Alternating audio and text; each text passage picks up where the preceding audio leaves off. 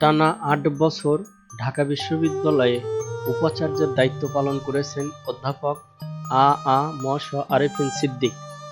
কিন্তু সেই প্রাণের ক্যাম্পাসেই তার জানাজা পর্যন্ত হলো না। বিষয়টি নিয়ে তার কিছু শিক্ষার্থী ও শুভাকাঙ্ক্ষী ফেসবুকে সমালোচনায় মুখর হয়েছেন। আবার অনেকে তার নানা খারাপ কাজের প্রসঙ্গও তুলে ধরেছেন। চলুন দেখি এ বিষয়ে কে কি বলছেন। তবে প্রতিবেদনটি অনেক বড় হবে, এজন্য আগেই ক্ষমা চেয়ে নিচ্ছি। শুক্রবার রাজধানীর গ্রিন রোডে বাইতুল আকসা মসজিদে প্রথম জানাজা শেষে ঢাকা বিশ্ববিদ্যালয়ের বর্তমান ভিসি নিয়াজ আহমেদ বলেন, আরেফিন সিদ্দিকের দুটি জানাজার সিদ্ধান্ত নিয়েছে পরিবার। সার্বিক পরিস্থিতি বিবেচনায় ও পরিবারের সিদ্ধান্ত অনুযায়ী তার জানাজা ঢাকা বিশ্ববিদ্যালয়ে হচ্ছে না। তবে কেন্দ্রীয় জামে মসজিদে বিশ্ববিদ্যালয়ের পক্ষ থেকে বিশেষ দোয়ার ব্যবস্থা করা হবে। আরেফিন সিদ্দিকের ছোট ভাই সাইফুল্লাহ সিদ্দিক তুহিন বলেন, জুমার নামাজের পর ঢাকা বিশ্ববিদ্যালয়ের কেন্দ্রীয় জামে মসজিদ প্রাঙ্গণে জানাজা করার পরিকল্পনা ছিল, কিন্তু ঝুঁকি থাকায় সিদ্ধান্ত পরিবর্তন করা হয়েছে। এ বিষয়ে ঢাকা বিশ্ববিদ্যালয়ের অধ্যাপক মিজানুর রহমান ফেসবুক পোস্টে বলেন, প্রয়াত অধ্যাপক আরেফিন সিদ্দিক ঢাকা বিশ্ববিদ্যালয়ের একজন অবসরপ্রাপ্ত অধ্যাপক এবং দুইবারের উপাচার্য। তার জানাজার নামাজ বিশ্ববিদ্যালয়ের কেন্দ্রীয় মসজিদে হওয়াটাই কাম্য ছিল। সেখানে ছাত্র শিক্ষকরা তাকে শেষবারের মতো শ্রদ্ধা নিবেদন করত। কিসের নিরাপত্তার অভাবে তা করা গেল না বুঝতে পারছি না। এই পৃথিবীতে তো আরেফিন ছাড় আর বিচরণ করবেন না। আল্লাহ সবাইকে সহনশীল হওয়ার তৌফিক দিন। রাজধানীর ইব্রাহিম কার্ডিয়াক হাসপাতালে চিকিৎসাধীন অবস্থায় বৃহস্পতিবার রাতে মারা যান অধ্যাপক আরেফিন সিদ্দিক। এর আগে ৬ মার্চ ইফতার কেনার জন্য ঢাকা ক্লাবে গিয়ে অসুস্থ হয়ে পড়েন তিনি। সেখানে দাঁড়িয়ে কথা বলার মধ্যেই পড়ে যান এই শিক্ষক। পরে তাকে ইব্রাহিম কার্ডিয়াক হাসপাতালে নেওয়া হয়। ৩টি জানাজা শেষে শুক্রবার রাজধানীর আজিমপুর কবরস্থানে বাবা মায়ের কবরের পাশে তাকে দাফন করা হয়। ঢাকা বিশ্ববিদ্যালয়ে আরেফিন সিদ্দিকের জানাজা না হওয়ায় ফেসবুকে নানা ধরনের সমালোচনা লক্ষ্য করা যাচ্ছে। তবে তার বিরুদ্ধেও অনেকে নানা কথা বলছেন। শিব্বির আহমদ নামে একটি অ্যাকাউন্ট থেকে বলা হয়েছে, দেখেন, মানুষ মরে গেলে তার কর্মফল নিয়ে সে চলে গেছে, এখন আর তার এত বদনাম করে কি হবে। ঢাবির সাবেক ভিসি আরেফিন সিদ্দিক মরে গেছে, তার জন্য দুনিয়ার ভালো মন্দ কিছু করার ক্যাপাসিটি আর নেই। আমরা সবাই জানি আরেফিন আস্ত একটা হারামি ছিল, বদমাইশ ছিল। ঢাবিরে ৫৫ থেকে ৬০ বছর পিছায়া দিয়ে গেছে। একটা ইউনিভার্সিটিরে সে গার্বেজ বানানোর সকল আয়োজন সম্পূর্ণ করে গেছে। ঢাবির ইতিহাসে এরকম গার্বেজ আর কোনোদিন ভিসি হয় নাই।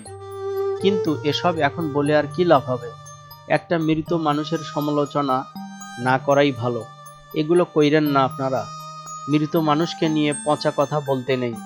আল্লাহ আরেফিনকে তার সঠিক রিওয়ার্ড বুঝাইয়া দিক, এই দোয়া করতে পারেন। মন্দ কথা বলে লাভ নেই।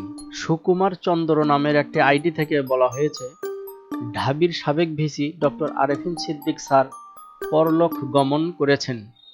স্যারের আত্মার শান্তি কামনা করছি। এমডি ফারুক হোসেন নামের আইডি থেকে বলা হয়েছে, ঢাবির সাবেক ভিসি আরেফিন সিদ্দিক আজকে মারা গেল। ঢাকা বিশ্ববিদ্যালয় আর ৭ কলেজের ওপর অভিশাপ হয়ে আসছিল ইতিহাসের এই কুখ্যাত ভিসি। দুনিয়াতে সে কি পেল? একরাশ ঘৃণা। তার প্রাপ্য তাকে বুঝিয়ে দেওয়ার জন্য মানুষ আল্লাহর হাতে তাকে সোপর্দ করেছে।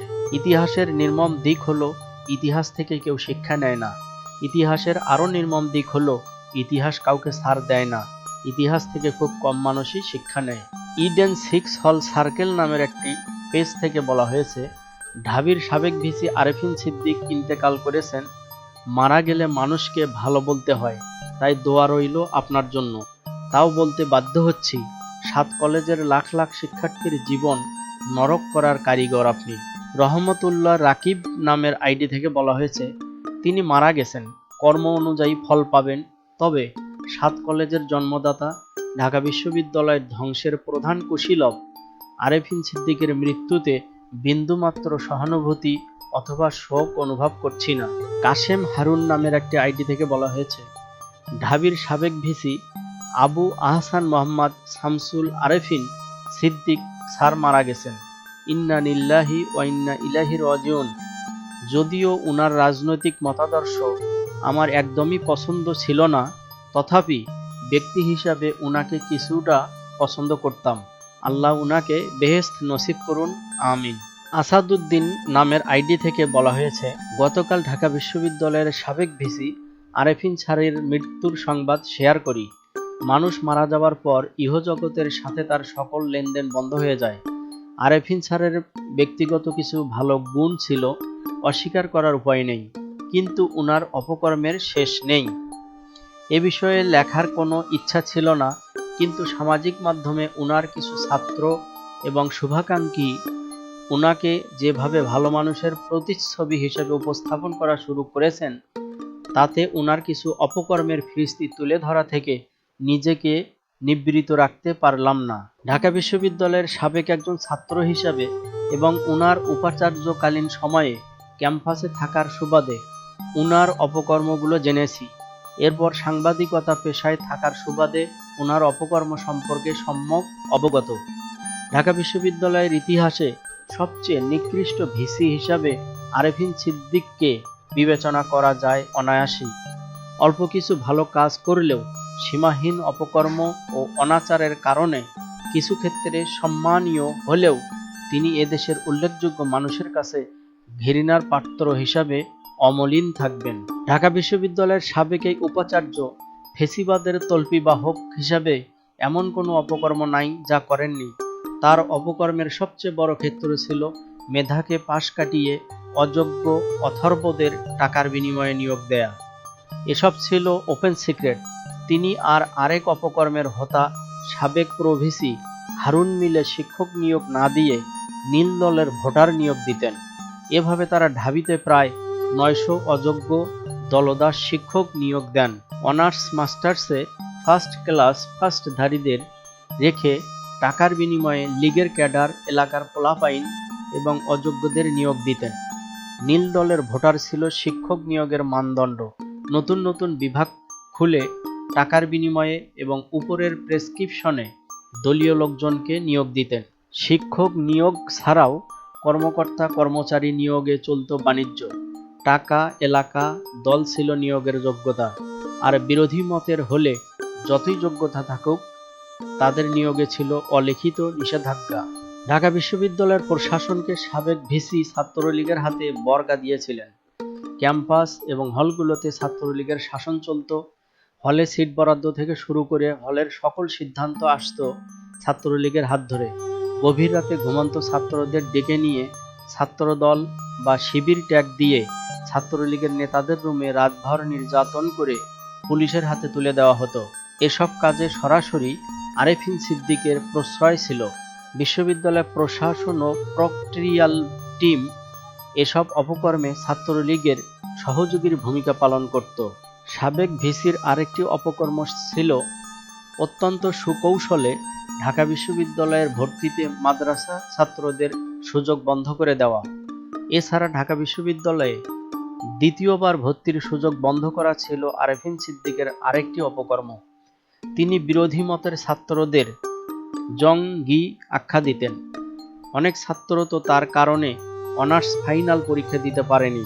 আরেকটি বড় অপকর্ম ছিল সাবেক প্রভিসি হারুনের সাথে রেষারেষির মাধ্যমে 7 কলেজকে ঢাবির সাথে অ্যাফিলিয়েট করা। এই কাজটি করে যে জটিলতার সৃষ্টি করেছেন, তার খেসারত এখনও দিতে হচ্ছে ঢাবিসহ 7 কলেজকে। এই বিস্ফোরা আরও অনেকদিন ভোগাবে। কয়েকদিন আগে বড় রকমের সংঘর্ষও হয়ে গেল ঢাবি এবং 7 কলেজের জন্য। এমনকি দেশের শিক্ষা খাতে ক্যান্সার সৃষ্টি করে গেছেন ফেসিবাদের সোল এজেন্ট সাবেক এই পিলু ভিসি। ওনার অপকর্মের ফিরিস্তি গাইলে চলতেই থাকবে। রোজার দিনে আর না লিখি, যেহেতু তিনি আর ইহজগতে নেই, তার সম্পর্কে, তার অপকর্ম সম্পর্কে আর না লিখি। মৃত মানুষ সম্পর্কে নেতিবাচক আলাপ থেকে আমাদের বিরত থাকা উচিত। তার প্রতি ঘৃণা প্রদর্শন না করি, তবে তিনি যাদেরকে বঞ্চিত করেছেন তার প্রচ্ছন্ন প্রশ্রয়ে যাদের উপর নির্মম নির্যাতন করা হয়েছিল তারা কখনো তাকে ক্ষমা করতে পারবে না। তার কর্মের প্রতিফল আল্লাহ তাকে দিবেন। আসাদুদ্দিন তার পোস্টের সঙ্গে একটি ছবিও শেয়ার করেছেন। আলমগীর হোসেন নামের একটি আইডি থেকে বলা হয়েছে, ঢাকা বিশ্ববিদ্যালয়ের অধ্যাপক আরেফিন সিদ্দিক স্যারের মৃত্যুতে শোকাহত, ইন্না লিল্লাহি ওয়া ইন্না ইলাইহি রাজিউন। কিন্তু ঢাকা বিশ্ববিদ্যালয়ের আইবিএতে 2012-13 সেশনে বাংলাদেশের মধ্যে প্রথম ডক্টর অব বিজনেস অ্যাডমিনিস্ট্রেশন বা ডিবিএ চালু করা হয়। প্রথম ব্যাচে আসন সংখ্যা ছিল 30 জন। চূড়ান্তভাবে আমিও নির্বাচিত হই।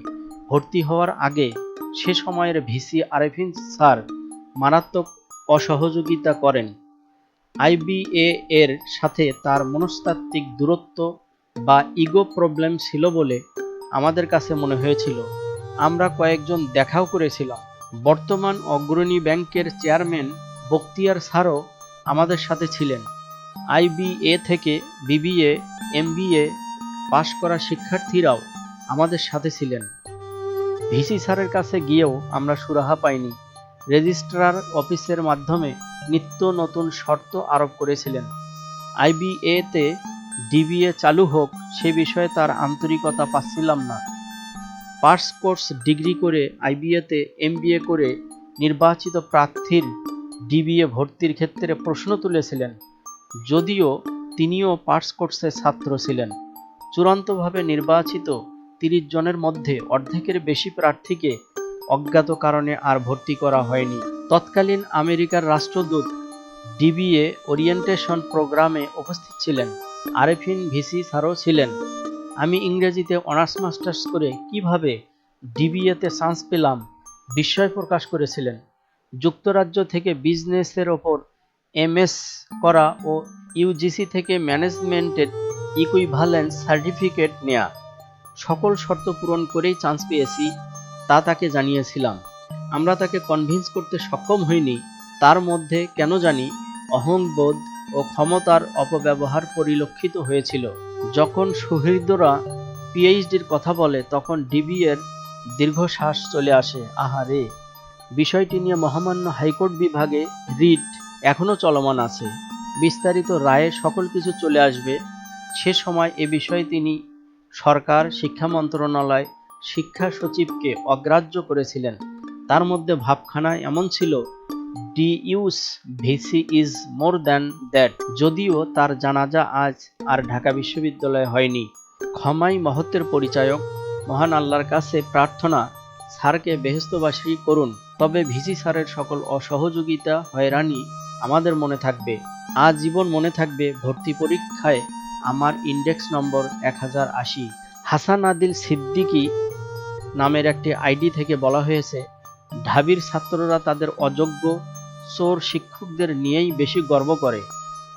যেমন কয়দিন আগে রাখাল বালক আতিউরকে নিয়ে করেছিল, যে কিনা পুরো বাংলাদেশের মান ইজ্জত খেয়ে দিয়েছে বিশ্বে। এখন করছে আরেফিন সিদ্দিককে নিয়ে, যে কিনা বিশ্ববিদ্যালয়গুলোতে নির্বিচারে দলীয় ক্যাডারদের শিক্ষক বানিয়ে গেছে। কবির কানন নামের আইডি থেকে বলা হয়েছে, যদ্যপি আমার গুরু আরেফিন সিদ্দিক ব্যক্তি বিশেষের সঙ্গে তিনি ভালো সুন্দর ব্যবহার করেছেন সত্য, কিন্তু জাতির সঙ্গে ঢাকা বিশ্ববিদ্যালয়ে 900-র বেশি আওয়ামী ক্যাডার নিয়োগ দিয়ে গেছেন। জাতিকে যার ধকল সহ্য করতে হবে আগামী 30 বছর। তার 9 বছরের ভিসি কার্যকালে অসংখ্য শিক্ষার্থীকে পিটিয়ে রক্তাক্ত করে আধামরা অবস্থায় হল ও ক্যাম্পাস থেকে বের করে দেওয়া হয়েছে।